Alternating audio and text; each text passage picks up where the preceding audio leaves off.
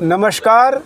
विगत 12 फरवरी 2025 से बोध गया के पावन धरती पर जहां गौतम बुद्ध ने ज्ञान की प्राप्ति की थी एवं विश्व शांति और करुणा का पाठ पढ़ाया था, वहां पर कुछ तथाकथित बौद्धिस्ट आकाश लामा के नेतृत्व में एक धरना पर बैठे हुए हैं जो पूर्णतः गैर कानूनी एवं गलत मंशा से प्रेरित है। यह प्रदर्शन मेरे हिसाब से राजनीति से प्रेरित है और भारत एवं बोध गया के महत्व और उनके अंतर्राष्ट्रीय साख को धूमिल करने का प्रयास है। उक्त बातें बोध गया मुक्ति आंदोलन के प्रणेता भंते आनंद ने कहा। ऐसे गलत एवं गैर मर्यादित भाषा का प्रयोग हो रहा है वह अशोभनीय एवं बौद्ध सिद्धांतों के विपरीत है। यह प्रदर्शनकारी कुछ लोभी और अवसरवादी लोगों के हाथों द्वारा संचालित हो रहा है जो गलत और भ्रामक तथ्यों को सोशल मीडिया पर प्रसारित किया जा रहा है। इस प्रकार के अनेकों उदाहरण देते हुए उन्होंने आश्वासन कर गैर कानूनी ढंग से चल रहे आंदोलन की जा रही वसूली उगाही तथा सबसे बड़ा बात बीटीएमसी और महाबोधि मंदिर में ब्राह्मणों का कब्जा है, लेकिन आज़ादी के बाद कभी भी ब्राह्मण इस बीटीएमसी का सचिव नहीं रहे हैं। इस प्रकार के अनेक भ्रामक बातों को उजागर करते हुए उन्होंने एक प्रेस वार्ता कर सारी बातें विस्तार पूर्वक बताया है। बताता चलूँ, यह आंदोलन गैर कानूनी और समाज में भ्रामक एवं झूठे तथ्यों को प्रसारित कर रहा है, जिससे न सिर्फ बोध गया की पावन धरती बदनाम हो रही है बल्कि भारत का नाम विश्व स्तर पर धूमिल करने का कुटिल प्रयास किया जा रहा है। कई बातों के बताते हुए उन्होंने कहा का मेरा मकसद, आप सभी जानते हैं कि बोध गया की ये धरती बहुत पवित्र धरती है, जहाँ राजकुमार सिद्धार्थ ने सर्वस्व त्याग करके मानव तृष्णा का निदान, मानव दुख का निवारण किस रास्ते से हो सकता है उसका अनुसंधान करने के लिए ये नदी को पार करके तपस्या के मार्ग को छोड़कर इधर बोध वृक्ष के नीचे आकर के जब संबोधि प्राप्त की तो बुद्ध कहलाया। उस बुद्ध ने हजारों वर्ष पहले इसी बुद्ध की धरती से, इसी धरती से एक ऐसी प्रज्ञा की ज्योति जलाई जिसने सारे विश्व को जगमगा दिया और विश्व के मानव के अंदर मानवता की भावना जागृत हो गई, जिसके कारण आज कितने देश जो है बुद्ध के सिद्धांतों को, बुद्ध के दर्शन को मानते हैं। मैं विगत कुछ दिन से यह देख रहा हूँ कि कुछ लोग महाबोधि विहार के प्रबंधन एक्ट को बदले जाने की भावना को लेकर के धरना दे रहे हैं। वो मेरी नज़र पर जो फॉल्ट है, गैर कानूनी है, डिफॉल्टर है वो। क्यों? मैं 1992 से जब ये आंदोलन शुरू हुआ उस समय में इसका चीफ नेशनल जनरल सेक्रेटरी था, बंदे सुरई ससाई इसके अध्यक्ष थे। वो मूवमेंट चला 95 में आगे लालू सरकार ने 4 लोगों को मेंबर बनाया उसमें। उस समय मैंने कहा था कि ये आंदोलन तोड़ने की साजिश है, लेकिन हम मैनेजमेंट कमेटी में जाने के बाद भी आंदोलन को जारी रखेंगे और बाहर से भी आंदोलन बराबर हम करते रहेंगे। उसका परिणाम ये हुआ कि 1998 में पहली बार बुद्ध सेक्रेटरी बना, जब से ये एक्ट बना जब से, और आज तक बुद्ध सेक्रेटरी है। मैं यहाँ ये कहना चाहता हूँ कि कुछ लोग बैठ कर के इस बोध गया की पवित्र धरती को जिस तरीके से अशांति के वातावरण में झोंकने का प्रयास कर रहे हैं, मैं किसी का विरोधी नहीं हूँ। कोई भी व्यक्ति एक्ट की लड़ाई लड़ सकता है, लेकिन उसमें नैतिकता होनी चाहिए, वैधानिक। हमारे देश का प्रधानमंत्री भी जब भारत देश से बाहर जाता है तो कहता है मैं बुद्ध की धरती से आया हूँ। भारत के बौद्धों को नहीं, विश्व के बौद्धों को गर्व महसूस करना चाहिए कि एक देश का, लोकतांत्रिक देश का प्रधानमंत्री कहता है मैं बुद्ध के देश से आया हूँ। इससे बौद्धों का ही स्वाभिमान बढ़ रहा है, बौद्धों का ही विश्वाभिमान बढ़ रहा है। लेकिन हम उस पथ से हट करके अश्लील भाषा को बोल करके, जलील भाषा को बोल करके कि ब्राह्मणों को भगाना है, ब्राह्मणों ने कब्जा कर लिया है, हिंदुओं को भजाना है, ये मंदिर को विकृत कर रहे हैं। आप कोई भी जाके उस मंदिर को जाके देखो, अशोका गिरी के ऊपर की जो दीवारें हैं, किस तरह से बुद्ध के कल्चर को, बुद्ध के इतिहास को जन्म से लेके मरण तक कहाँ कहाँ उपदेश दिया, किस किस को दीक्षा दी, पत्थर में अंकित है। क्या अतिक्रमण हो रहा है? या जो लोग बोल रहे हैं कि यहाँ पर इसका हिंदूकरण हो रहा है, मैं उन लोगों को एक बात कहना चाहता हूँ, ये लड़ाई आप ASI से लड़ो।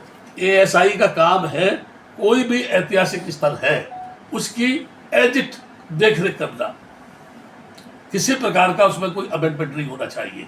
बना किन परिस्थितियों में बना, ये जमीन किसकी थी, किसने इसको मांगा, उसमें क्या अड़चन आई, हाई कोर्ट में अनागारिक धमपाल की हार क्यों हुई, अनागारिक धमपाल के साथ कौन लोग थे, क्यों सपोर्ट कर रहे थे। हारने के बाद में भी जब राजेंद्र प्रसाद ने, यानी राष्ट्रपति ने, प्रधानमंत्री ने, महात्मा गांधी ने यहाँ के महंत से इस जमीन को मांगा, तो उन्होंने कहा कि नहीं, मैंने इसकी देखरेख की है, मैंने इसकी साफ सफाइयत की है, मैंने इसकी सुरक्षा की है, मैंने इसकी पूजा की है। हम भी बुद्ध को विष्णु के रूप में उसको अवतार मानते हैं, चाहे बेशक बुद्ध ने अवतारवाद को नहीं माना, लेकिन लोग मानते हैं, इसलिए मैं इसको नहीं दे सकता हूँ। किसी भी परिस्थिति में वो एक्ट बना, उस एक्ट के अनुसार 4 हिंदू 4 बौद्ध, DM गया का हिंदू होने पर उसका चेयरमैन होता था। मैं आपको बता दूं, क्योंकि मेरा कहना ये था, ये बौद्धों के खिलाफ एक्ट है, इसलिए हमारी मांग ये है, हम प्रबंधन एक्ट में हिंदुओं को किसी को रोकने की बात नहीं कर रहे हैं, हम केवल प्रबंधन एक्ट में प्रबंधन की बात कर रहे हैं। इसका प्रबंधन बौद्धों को मिलना चाहिए, ये बात उनको मुझे कन्विंस करना था। उन्होंने उसको माना, उन्होंने उसको स्वीकार किया। तब पहली बात सेक्रेटरी बुद्धिस्ट बना। उसी समय जो भंते इस समय वहाँ बैठा है धरने पर, उसका नाम प्रज्ञाशील है। शुरू में फर्स्ट में उसको मोंकी चीफ बनाया, मैंने जो प्रस्ताव रखा, 12 भंते वहाँ बुद्ध विहार की देख रेख करने, पूजा करने के लिए रखा गया, उसमें ये चीफ मेरे साथ बैठा हुआ है अभी, ये सत्यानंद है। ये बाद में से ही 95 में जब लोग मेंबर बने, जब से ही उस टेम्पल में ये पूजा पाठ करता था वहाँ पर। तो मेरा कहना ये है, जो सेक्रेटरी 3 वर्ष तक बुद्ध गया के प्रबंधन को नहीं चला सका, कैसे उम्मीद की जा सकती है कि जो लोग ये धरना दे रहे हैं, क्या ये बुद्धिस्ट हैं, या इनको उन लामाओं का समर्थन है, क्या इनके ऑथेंटिक भिक्षुओं का इनको समर्थन है, क्या इनके साथ विश्व महासंघ है, क्या इनके साथ ऑल इंडिया विश्व संघ है, कितनी भारत की बौद्ध संस्थाएं जो है इनके साथ है। और अगर बुद्धिस्ट हैं, मैं कह रहा हूं एक शब्द को मेरे में ध्यान देना, अगर बुद्धिस्ट है तो बुद्धिस्टों की भाषा प्यार की भाषा होनी चाहिए, करुणा की भाषा होनी चाहिए, बुद्धिता की भाषा होनी चाहिए, एक दूसरे को जोड़ने की भाषा होनी चाहिए। असभ्य भाषा में बोलना, गुंडागर्दी की भाषा में बोलना, हम चमड़ी उधेड़ देंगे, इनको यहाँ से भगा देंगे, हमारे पास पिस्टल है, हम सम्राट अशोक के उत्तराधिकारी है। सम्राट अशोक ने भी तो हिंसा को त्याग कर अहिंसा का अनुसरण किया था। अगर है ये एक्ट की लड़ाई नहीं, ये धन संग्रह कराने का धंधा है। आप मुझसे पूछ सकते हैं क्यों? सही मायने में लामा है, अभी बताता हूं मैं धन संग्रह कैसे है। अगर वो सही मायने में लामा है, क्या वो लामा की ड्रेस पहने है ना, वो ऊपर से चद्दर ओढ़े तो लामा नहीं हो जाएगा? क्या लामाओं का समर्थन उसको है? अगर लोग बोल रहे हैं कि अमेरिका का समर्थन, ऑस्ट्रेलिया का समर्थन, जापान, कोरिया, ताइवान का समर्थन, ये हवा में समर्थन दौड़ रहा है, जमीन पर क्या है? तो बैठे हैं, ये अपने को बुद्धिस्ट कह रहे हैं, लेकिन इनका ढंग जो है बौद्धों का ढंग नहीं है। मैं इतने दिन से इसकी लड़ाई लड़ रहा, मैंने भी तो इसकी लड़ाई को लड़ा है। 4-4 लाख लोगों को लेकर मैं यहाँ आया हूँ। बोध गया के आसपास के लोग जानते हैं, IB डिपार्टमेंट पूरा जानता है, होम मिनिस्ट्री पूरा जानता है। हमने कभी भी किसी को गाली नहीं दी, किसी को जलील नहीं किया, किसी का नुकसान नहीं किया, केवल अपनी बात रखी। तो अगर ये उसकी लड़ाई लड़ रहे हैं बौद्ध है, तो सुनो, माँ आकाश लामा का अकाउंट नंबर, अगर कोई संस्था एक है और वो इस लड़ाई को लड़ रही है, मुझे कोई आपत्ति नहीं है, तो उसका एक अकाउंट होना चाहिए, ठीक है? सारे लोग उस पर पैसा डालें, मेरा कोई मतलब नहीं है। वो लोग बैठे हैं, वो जाने। लेकिन एक बात बता रहा हूँ मैं आप सबको, जो भी धरना पर बैठता है उसका बाकायदा सबके नाम नोट किए जाते हैं, और वो शासन प्रशासन को भेजे जाते हैं, कितने लोग यहाँ कंटिन्यूस बैठे हुए हैं, क्या उनकी कोई लिस्ट है? पहला, कहाँ के है? दूसरा, तीसरा, ये एक अकाउंट नहीं है। उस जगह पर बिनाचार्या भत्ते हैं, करुणाशील भत्ते हैं, एक सुमित्र धन भत्ते हैं। वो महाबोधि टेम्पल पर फोटो दे रहे हैं और नीचे लिख रहे हैं कृपया इस अकाउंट में पैसा भेजें आंदोलन को मजबूत करने के लिए। करुणाशील कह रहे हैं इस अकाउंट पर पैसा भेजें आंदोलन मजबूत करने के लिए। प्रज्ञाशील कह रहा है इस अकाउंट पर पैसा भेजें आंदोलन को तेज करने के लिए। ठीक है, कई भत्ते उसमें ये बोल रहे हैं और मैं नहीं कह रहा, सोशल मीडिया पर उनके अकाउंट को जो है वायरल किया जा रहा है कि हमको पैसा भेजो। तो आप मुझे ये बता दो, अगर आंदोलन की लड़ाई है तो एक अकाउंट में पैसा आना चाहिए, अलग अलग अकाउंट खोल करके क्यों बैठे हुए हैं? ये इससे साफ जाहिर होता है इनका मकसद धन संग्रह करने से है और इससे कोई मतलब नहीं है। मैनेजमेंट कमेटी में आप जाए, एक बार भी ब्राह्मण सेक्रेटरी नहीं बना। वर्तमान में भी 2 जो मेंबर हैं वो गैर जो बौद्ध मेंबर है उनमें भी कोई ब्राह्मण नहीं है और सेक्रेटरी 98 से आज भी जो है बुद्धिस्ट श्वेता भारती है। तब में ये 3 पिटीशन सुप्रीम कोर्ट में दायर है। मैंने गवर्नमेंट को मेमोरेंडम दिया, वहाँ से जवाब मुझे मिला कि 3 पिटीशन सुप्रीम कोर्ट में दायर है। आप मुझे सब बताओ, अगर सुप्रीम कोर्ट में 3 पिटीशन दायर है तो क्या ये संभव है कि ये इस समय लड़ाई जो लड़ रहे हैं वो कामयाब हो जाए? दूसरा मेरा एक बात और है, 95 से पहले ससाई जी ने एक पिटीशन दायर किया था सुप्रीम कोर्ट पर। तो उस समय पर मैंने कहा था बत्ते जी जापानी बनते हैं, आप ये पिटीशन दायर मत करो। अगर ये पिटीशन दायर करेंगे तो समस्या हल होने में व्यवधान पैदा होगा। हर तरह के लोग राय देते हैं, उनको राय किसी ने दी नहीं, ये नहीं आप पिटीशन दायर कर दो। तब इंद्रजीत गुप्ता ने मुझसे कहा था अगर आप पिटीशन को वापस लेते हैं तो मैं कुछ कर सकता हूँ। तो कंडीशनल उसको विड्रॉ किया पिटीशन को कि भारत सरकार हमको न्याय दे रही है, ठीक है, लेकिन अगर न्याय नहीं मिला तो फिर से हम कोर्ट में आ सकते हैं। जब 3 वर्ष के बाद सेक्रेटरी हटा दिया तो पिटीशन दायर क्यों नहीं किया? जब वो 13 बंदे जेल में गए उस समय पिटीशन दायर क्यों नहीं किया? वो उनसे मिलने के लिए क्यों नहीं आए?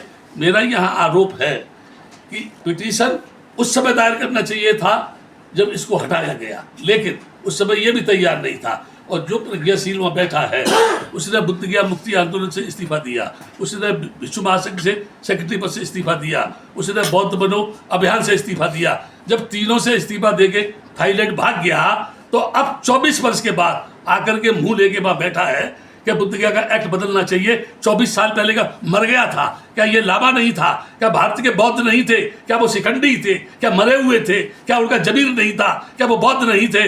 जो डॉक्टर अंबेडकर के भी आदर्शों की हत्या कर रहे हैं। जिस डॉक्टर अंबेडकर ने बुद्धिज्म को स्वीकार करके कहा भारत की धरती पर एक ऐसा समाज निर्मित हो जहाँ आदमी आदमी से प्यार करे, ये जातपात को उखाड़ के, ये दूसरों को गाली दे करके अगर अपनी समस्या का समाधान चाहते हैं, संभव नहीं होगा। प्यार से लोगों के दिल को आप जीत सकते हैं। आप तो अपने कर्मों से इस देश को बदनाम कर रहे हैं, अंतर्राष्ट्रीय स्तर पर बुद्ध गया की धरती को अपवित्र करने का प्रयास कर रहे हैं। दुनिया के लोग क्या कहेंगे कि भारत में ऐसे बौद्ध है, ऐसा व्यवहार हो रहा है, ऐसा कब्जा किया जा रहा है। मेरा शासन प्रशासन से ये अपील है आपके माध्यम से कि यहाँ इससे पहले कोई भयंकर घटना हो या कोई बहुत बड़ा यहाँ पर विवाद पैदा हो या कोई बहुत बड़ा झगड़ा यहाँ पर हो जो हिंसा की चपेट में इस बुद्ध गया की शांति को भस्म कर दे, उससे पहले इसे गंभीरता से लेना चाहिए और देश हित में, राष्ट्रीय हित में, समाज के हित में, बुद्ध गया के हित में, मानवता के हित में कम से कम ऐसा कदम उठाया जाए कि यहाँ की व्यवस्था, शांति व्यवस्था भंग नहीं हो और जो लुटेरे धन लूट रहे हैं उन पर अंकुश लगे। अब क्या बताया भंते जी, क्या यहाँ के जिलाधिकारी बीटीएमसी अध्यक्ष के रूप में हैं, उनको ये सब जानकारी दी है? मिलकर कुछ बात की है उनसे? कल मैं डीएम से मिला हूँ और जितने भी वीडियो वायरल हो रहे हैं जिसमें इस तरह की भाषा बोली जा रही है, हर वीडियो को मैं उनके पास भेज रहा हूँ, श्वेता के पास भेज रहा हूँ, सेक्रेटरी के पास, बिहार सरकार के चीफ सेक्रेटरी के पास भेज रहा हूँ। चीफ सेक्रेटरी अमरनाथ मीणा भी पहले यहाँ रह चुके हैं, उनके कार्यकाल में भी प्रज्ञाशील यहाँ था। ये फाइल कैसी बनाता था, उसमें क्या हिसाब किताब लिखता था, जब उसके पास जाता था तो मीणा फाइल उठा के फेंक देता था, ले जा इसको जो है। आपने कोई प्रस्ताव पारित हुआ कमेटी में? आपने मुझे पूछा आकर के, आपने मनगढ़ंत अपने आप मर्जी से काम खत्म कर दिया और आप फाइल लेके मेरे पास आ गए कि पैसा इतना मिलना चाहिए मुझको। तो ये स्थिति सारे लोग जानते हैं। नीतीश कुमार जो मुख्यमंत्री हैं, मैं उनसे भी मिला। अगर मैं उनसे मिला तो उन्होंने मुझसे एक बात कही थी कि बद्दे जी, शांति के साथ कोई भी कदम आप उठाएंगे उनको भी विश्वास में लो, मैं उनसे भी बात करो। हिंदू हिंदू मान लीजिए, भाई भाई है। मैं इस बात को मान रहा हूँ, समझना मेरी बात को। जब हिंदू हिंदू भाई है तो एक भाई के पास 10 बड़े बड़े मकान है और उसमें से एक छोटा भाई कह रहा है कि एक मकान हमको दे दो, तो बड़े भाई के नाते उसको उसकी बात मान लेना चाहिए। कौरव पांडवों की तरह से कोई जिद तो करेगा नहीं। उन्होंने सुई पर नोक की जमीन के लिए मना कर दिया, इतना बड़ा युद्ध हुआ, दोनों तरफ से ही बर्बाद हो गए। अगर हिंदू हिंदू से नफरत करेगा, क्योंकि एक्ट के अनुसार सिख, जैन, बौद्ध, हिंदू ये हिंदू ही माने जाएंगे। एक्ट उसमें संविधान में ये प्रावधान है। संविधान में जो बाबा साहब ने लिखा, उस समय बौद्ध तो नहीं थे, वो तो बौद्ध धर्म तो उन्होंने बाद में स्वीकार किया। उन्होंने उस समय ये नहीं लिखा कि Buddhism is not separate religious that Hindus and others. जो है उन्होंने कहा सभी जो है हिंदू है। ठीक है, अभी लोग जो कुछ भी बोल रहे हैं मैं उसमें नहीं जाना चाहता, लेकिन मेरा कहना ये है कि हम संविधान के दायरे में किसी चीज़ की मांग करें, कानूनी दायरे में उसकी मांग करें, ठीक है, और लोगों को विश्वास में लेके उसकी बात करें। अगर दादागिरी से समस्या हल हो तो करो, बतानी चाहिए थी। आपने मेरा नाम रख दिया, वो आएंगे और बातचीत करेंगे, ठीक है ना। आपका उद्देश्य क्या है, क्या उद्देश्य को लेके आप कर रहे हैं? जो लोग ये बुला रहे हैं, हर्ष मोदी ने ही बुलाया, हर्ष मोदी ने ही कहा कि मेरा बैनर फाड़ दिया था, मेरा गेट फाड़ दिया था, इसने जो बीटीएमसी ने मेरे साथ गलत व्यवहार किया, वो उसके खिलाफ हाई कोर्ट में गया। तो तुम लड़ाई अपनी या तो बीटीएमसी हाई कोर्ट में लड़ लो, भाई मेरे को क्यों उसमें ला रहे हो मुझको। हाँ, केवल बुद्धिगा एक्ट के बदलने की बात करो आप, तो मैं आपकी बात को सुन सकता हूँ। अब आप कह कुछ और रहे हैं, मन में कुछ और है आपके में, आपकी करनी और कतनी में अंतर है। तो भक्ते आनंद इतना बेवकूफ नहीं है कि ऐसे लोगों की चाल में आके फंस जाए। मैं भिक्षु हूँ, 60 वर्ष की जिंदगी मेरी भिक्षु जीवन की जिंदगी है। 40 साल झोपड़ी में रहा हूँ मैं, जो है इस देश को मैंने रौंदा है एक कोने से दूसरे कोने में। मैं मानवता चाहता हूँ, देश में इंसानियत चाहता हूँ। जो लोग बाबा साहब के मानने वाले हैं, मैं उनसे कहता हूँ तुम बाबा साहब के आदर्शों के हत्यारे हो। जिस डॉक्टर अंबेडकर ने संविधान की रचना की, जिन लोगों ने उसके साथ जातीयता का व्यवहार किया, संविधान में उसने आवाम के आम आदमी को समानता का हक दिया। कितना बड़ा उसका दिल था, कितना बड़ा वो उदार हृदय का आदमी था। तुम उसके भावनाओं को, उसके विचारों को अपनी संकीर्णता के तले, लोभ लालच के तले कुचलने का प्रयास कर रहे हो। तुमने उसको पुतला बना दिया है। वो किसी की संतान, हमारा बाबा साहब, क्या तुम्हारे घर में बाबा साहब पैदा हुआ था? फिर जो है वो कौन था? वो अम्बेडकर कौन था? कहाँ पैदा हुआ था? अम्बेडकर जो है, अम्बेडकर तो उसके टीचर का सरनेम था, जो ब्राह्मण था, उसने उसको दिया। और अंत में एक बात कह रहा हूँ, बौद्ध धर्म के अंदर उच्च कोट के भिक्षु कौन थे? ब्राह्मण थे। जो बुद्ध के सामने टिके नहीं, वो कौन थे? ब्राह्मण थे। जब बुद्ध हो गया तो उसके सामने सरेंडर होने वाले, भिक्षु बनने वाले कौन थे? ब्राह्मण थे। ब्राह्मण ने ही इस बुद्धिज्म को संसार के पटल पर पहुंचाया, है ना। अगर चंद लोग मिलकर के उनको नकार के ये कहें कि ये सब कब्जा करके बैठे हैं, तो पूरे त्रिपिटक में से ब्राह्मण को निकालना पड़ेगा, सूत्रपिटक में से निकालना पड़ेगा, धम्मपद में से निकालना पड़ेगा, मध्यम निकाय में से निकालना पड़ेगा, शेखियाँ हो, विशुद्ध मग्गो हो, या कोई भी त्रिपिटक शास्त्र है उनमें उनको निकालना पड़ेगा।